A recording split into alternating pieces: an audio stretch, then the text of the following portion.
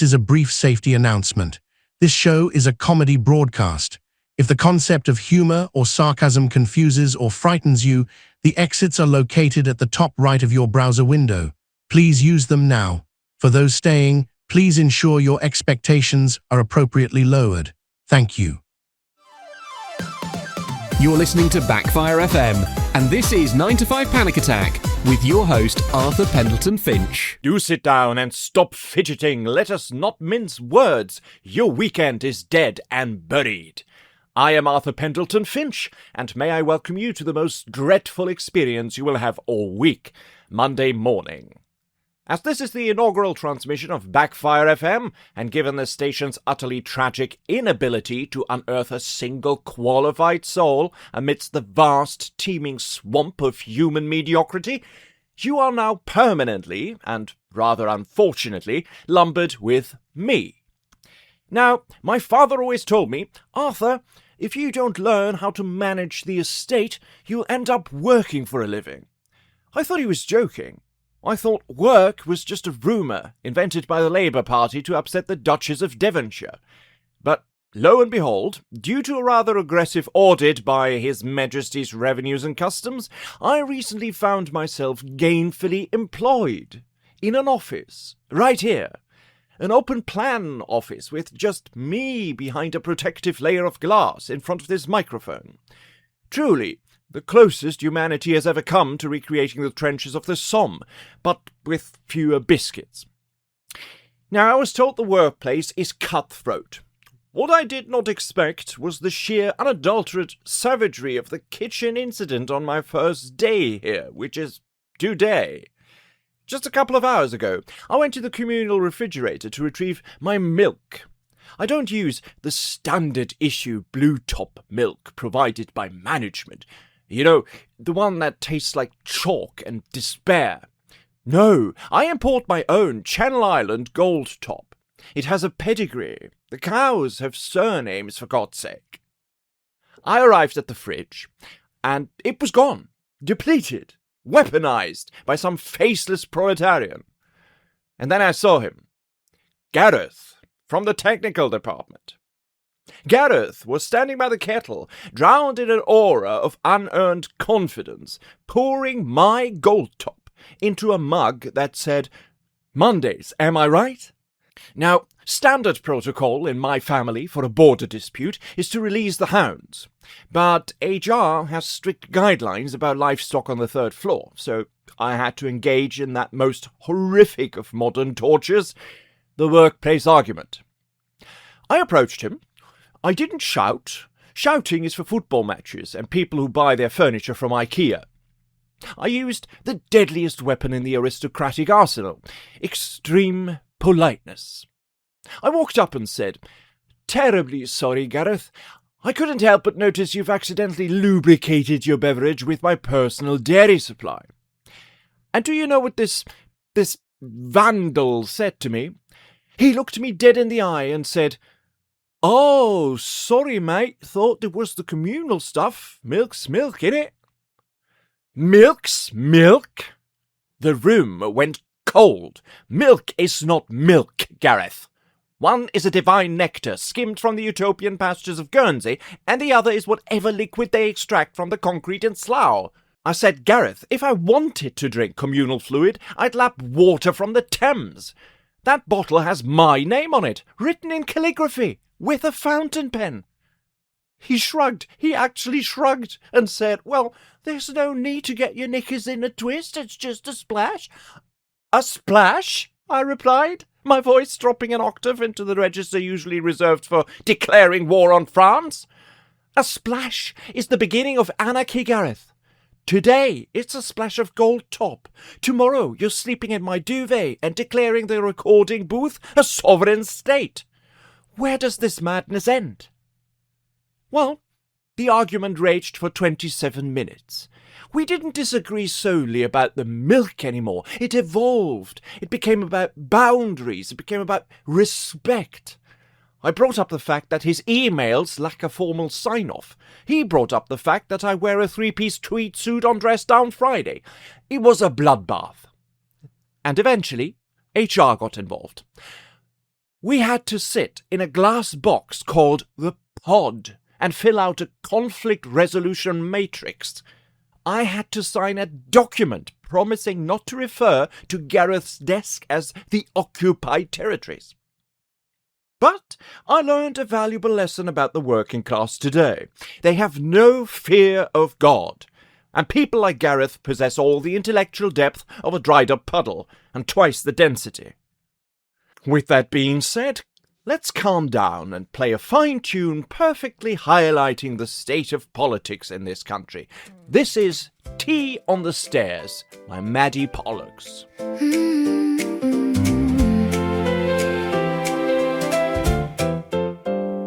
They shook hands by the gate, then lost the keys by noon. A borrowed smile, a broken map, and rain in the boardroom. Papers on the table, names all crossed in ink. You can hear the whole old house sinking in the sink, and the posters peel away from the tired little wall. Every promise in the hall getting smaller after all. Tea on the stairs, and no one cares. Tea on the stairs, it's falling everywhere. Pass the plate, hold the blame. Same old show, new old name. Tea on the stairs, and no one cares. The red bus passed the square with a grin too wide to trust. Somebody sold the weather, then forgot to sweep the dust. The phones kept ringing off, but nobody heard a word. Just polished shoes and empty rooms, and plans that never stirred. And the posters peel away from the tired little wall. Every promise in the hall getting smaller after all. Tea on the stairs, and no one cares. Tea on the stairs, it's falling everywhere. Pass the plate, hold the blame. Same old show, new old name. Tea on the stairs, and no one cares.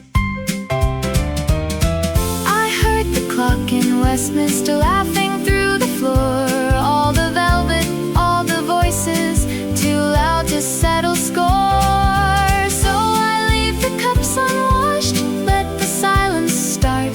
Sometimes a country finds its words when the old ones fall apart.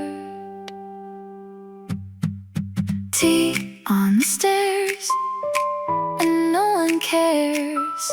Tea on the stairs, it's falling everywhere. Pass the plate, hold the blame. Same old show, new old name. Tea on the stairs, and no one cares.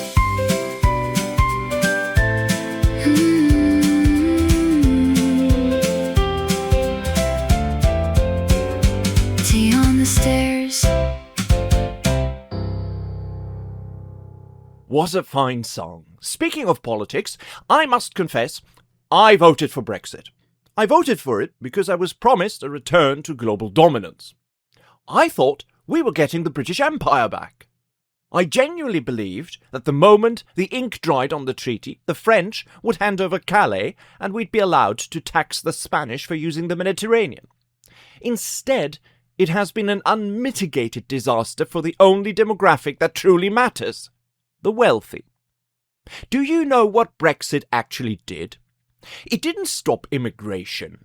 It stopped me getting my Châteauneuf-du-Pape through customs without a 12-week background check. My wine cellar currently looks like a Soviet breadline. Last summer, I took the Bentley down to the south of France. For centuries, a British passport meant you could glide past foreigners with a look of polite disgust. But last year, I was stopped at the border by a French customs official who looked like he'd been personally bioengineered to ruin my day. He didn't bow. He didn't recognize my title. He pointed at a sign and made me stand in the queue marked "All Other Countries."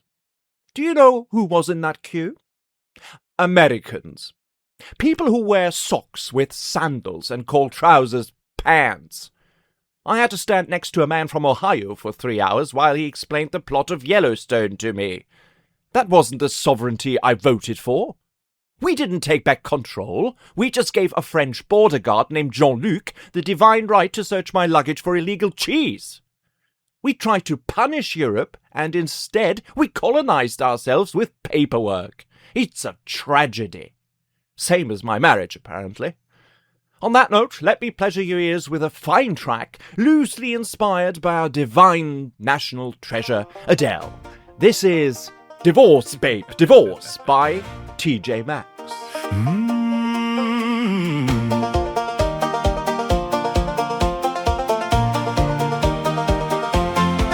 You kept the goldfish, I kept the spoon. You took the curtains, I took the moon. You signed the form there, I ate the pen. The judge said carry on, we both said when. You wore the teapot, I wore the crown. The vicar had a seizure, then he sat back down. Oh dear, what a civil fall. We split the paintings and the pickle jar. I get the hallway, you get the cat. The cat gets everything, how about that? Divorce, babe, divorce. Pass me the porridge. Divorce, babe, divorce. Take the left stair. Divorce, babe, divorce. I'll keep the handboard. Divorce, babe, divorce. We're splendidly fair.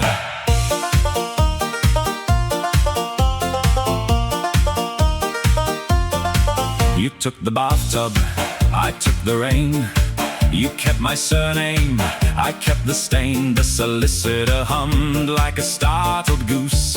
He charged us extra for the rubber mousse. I packed your socks up in a biscuit tin. You said that's tactful, I said begin. Oh dear, there goes the vase. You've got the driveway, I've got the face. You get the doorway, I get the shed. We're amicable until I'm dead.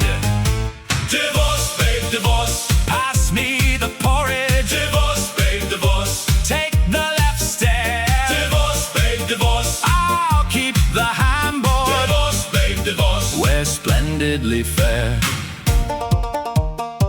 Look, let's not be rash. Let's be ceremonial. We'll split the trumpet. We'll share the smoke. You can have the punchline, I get the joke. Divorce, babe, divorce. Pass me the porridge. Divorce, babe, divorce. Take the left stair. Divorce, babe, divorce. I'll keep the handboard. Divorce, babe, divorce. We're splendidly fair. Divorce, babe, divorce. Mind the small porridge. Divorce, babe, divorce. And the plastic chair. Divorce, babe, divorce. You keep the bad Lord. Divorce, babe, divorce. I'll meet you there. They say money can't buy happiness. They say you can't outrun gravity. They were right. Introducing the Imperium Velocita, the world's first static hypercar. Engineered in a top-secret bunker beneath the Cotswolds, the Velocita features a 9-litre quad-turbocharged engine. It produces 1,000 brake horsepower, but it has no wheels. Why move? Moving is for the middle classes. The Imperium Velocita is permanently bolted to your driveway by elite German technicians. It cannot go forward, it cannot go backward. It is a monument to pure inertia. Finished in bespoke existential dread black, the Velocita consumes 40 litres of fuel per minute just by sitting there, staring at your neighbour's house. At £750,000, it doesn't just say you've arrived, it says you have absolutely nowhere else to go. The Imperium Velocita. Power, performance, permanence. Price excludes delivery, installation, and the concrete foundation required to support the weight of your own ego. Towing voids the warranty. Finance options available at 84% APR, subject to status. This, just in, a priority travel update from Transport for London. We regret to inform passengers that the entirety of the District Circle and Piccadilly lines have been brought to a grinding halt. The network has been completely paralysed because a gentleman from Shoreditch has dropped his deconstructed avocado toast directly onto the eastbound track at South Kensington. Under normal circumstances, we would simply run the trains over the offending sourdough. However, the passenger in question has staged a sit-in on the platform edge, claiming the avocado was ethically sourced from a singular volcanic slope in Peru, and that running it over would constitute a hate crime against brunch. Furthermore, British Transport Police are currently unable to intervene as they are locked in a furious debate with the commuter over whether the poached egg constitutes hazardous chemical waste. Our advice to commuters: avoid South Kensington. The station currently smells like a cross between a farmer's market and an impending riot. Do not engage. If you see a man crying over a ruined sourdough, do not comfort him. It only encourages him. Please take these alternative routes. Passengers are advised to walk, take a hackney carriage, or simply do what our ancestors did and buy a horse. You see, that is the state of London today. Lawless and covered in smashed avocado. And who do we blame? The track workers? The commuter? No, we blame the government. 2 years of a Labour government, and look where it got us. They promised us change, did they not? Well, we've got change. I handed a fiver to a cabbie yesterday, and he gave me back 3 buttons and a picture of Keir Starmer looking disappointed. They're an absolute shambles. Maestros of mediocrity, just like Gareth. What an ingenious coincidence that popular jazz singer Michael Goulet has just released his newest single. Here it is. Labour is bollocks. Enjoy.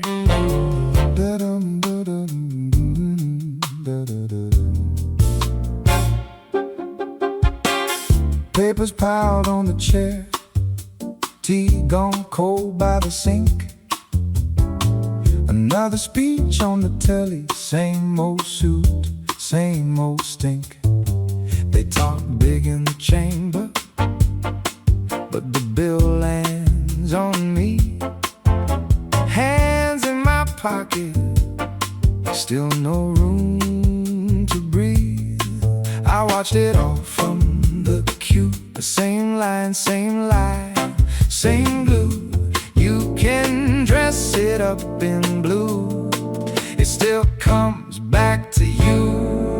Labor is bollocks. Labor is bollocks. You sell the dream so neat, then kick out the weed. Labor is bollocks. Labor is bollocks. Labor is bollocks. All talk, no fix, just polish on the bricks.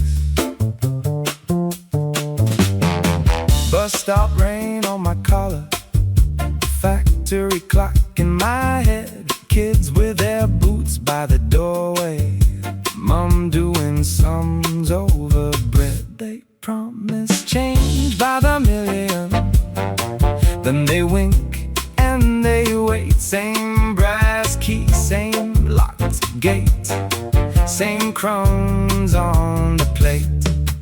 I heard it straight from the crowd, a low hum under the sound. When the promises come down, they never hold the ground. Labor is bollocks. Labor is bollocks. You sell the dream so neat, then kick out the weed.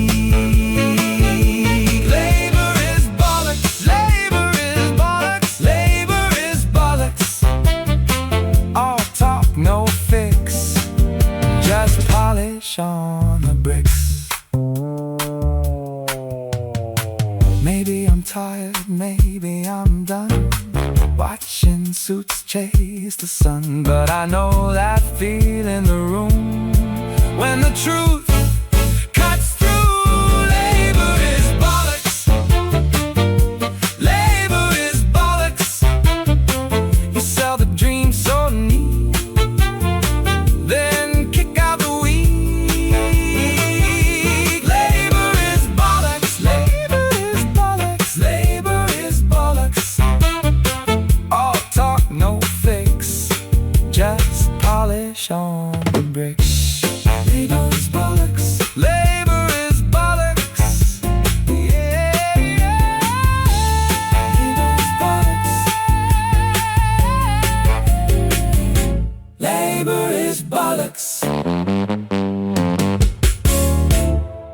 The following political ad was paid for by the estate of the Honourable Sir Bartholomew Puddington-Smythe, MP for Lower Frivolshire. According to broadcasting guidelines, we are under obligation to play this shite.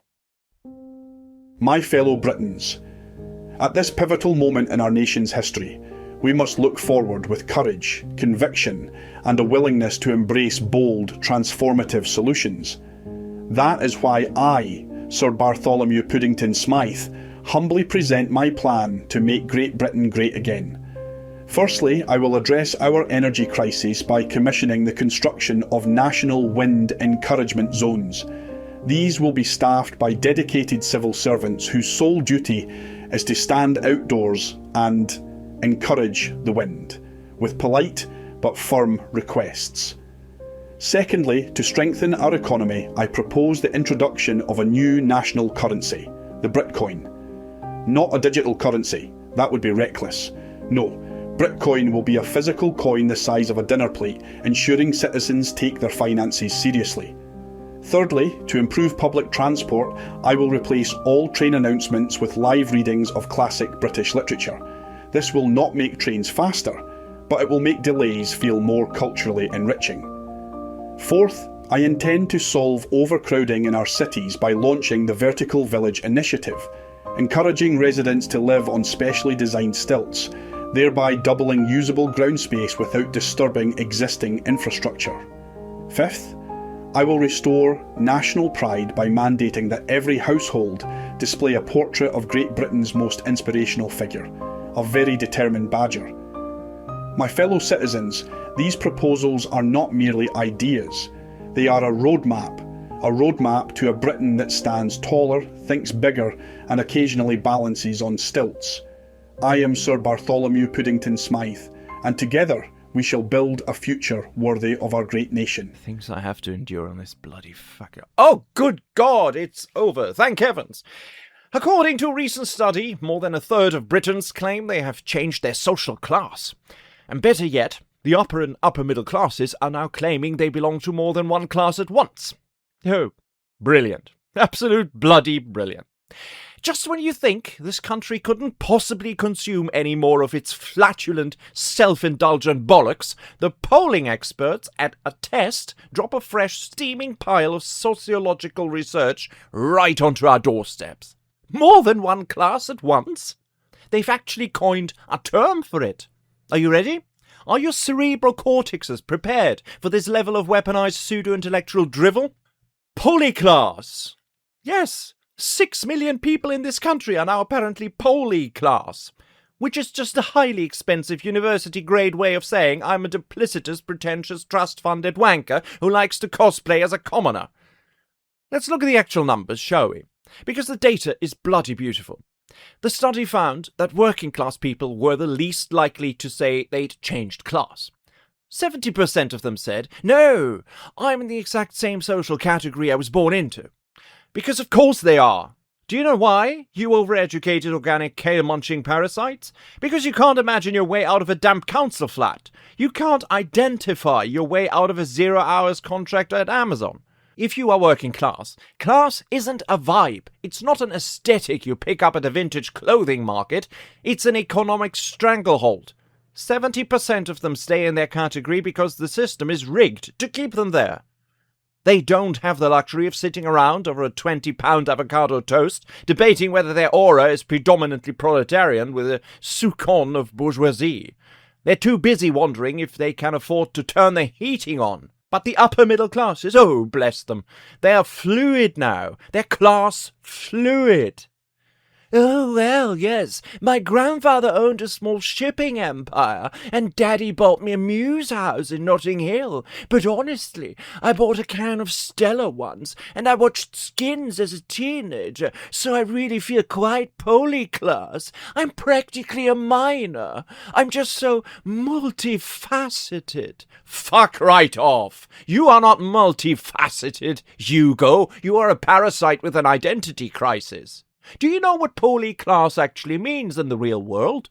It means you talk like an absolute chimney sweep when you're ordering a craft beer to sound authentic. But the second you get pulled over by the police or you're interviewing for a corporate law firm, your vowels magically snap back into place like a high-tensile rubber band. And suddenly it's all, "Good evening, officer. My father is a magistrate." It's the ultimate peak of British aristocratic arrogance. You've stolen the wealth, you've stolen the housing market, you've stolen the public services, and now you want to steal the street cred of the people you're stepping on. You want the cultural capital of being gritty without any of the actual soul-crushing misery of being broke. 6 million of you, 6 million absolute throbbers walking around pretending you're a bit street because you know what a Greg's sausage roll is, while your parents pay your bloody ground rent. You're not holy class. You're just rich, bored, and deeply, deeply ashamed that despite all your privilege, you're still the most uninteresting people on the face of the planet. And while we're on the subject of posh upper-class Muppets, here's a song that is actually about one. It is called Boris the Muppet, and is performed by Elaine Tart.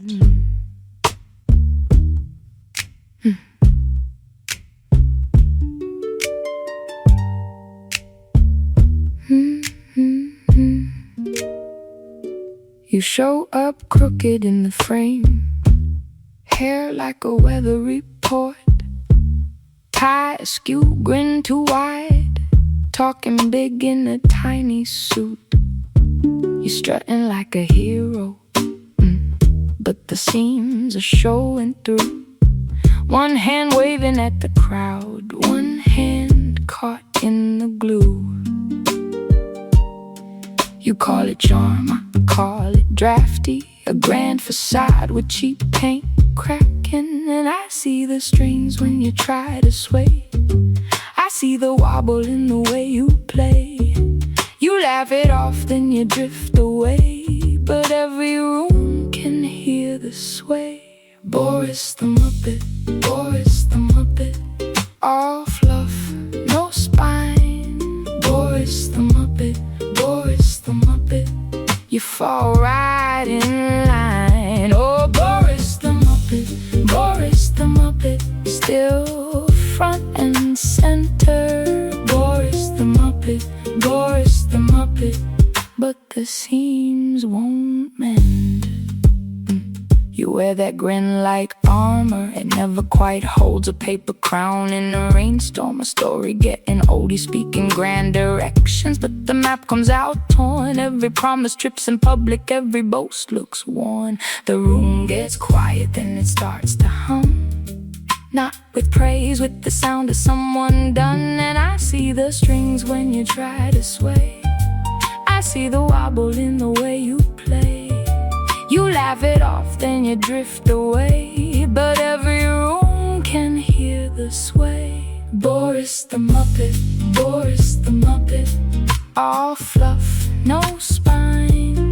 Boris the Muppet, Boris the Muppet, you fall right in line. Oh, Boris the Muppet, Boris the Muppet, still front and center. Boris the Muppet, Boris the Muppet, but the seams won't mend. Soft voice now, let the mask go slack.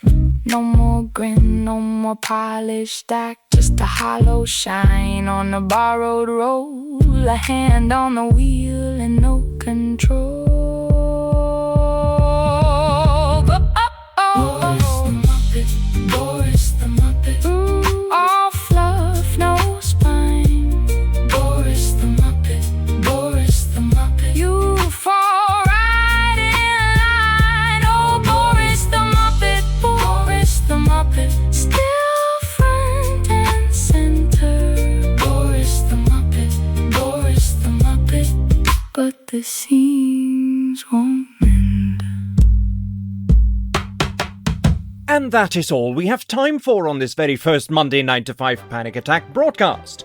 Do try not to squander your inheritance before Tuesday, and if you must interact with the working classes, remember to wash your hands immediately afterward. I'm your host, Arthur Pendleton-Finch, signing off to have a thoroughly undeserved gin and tonic. I bid you farewell and indeed good luck, and hope you tune in again next Monday.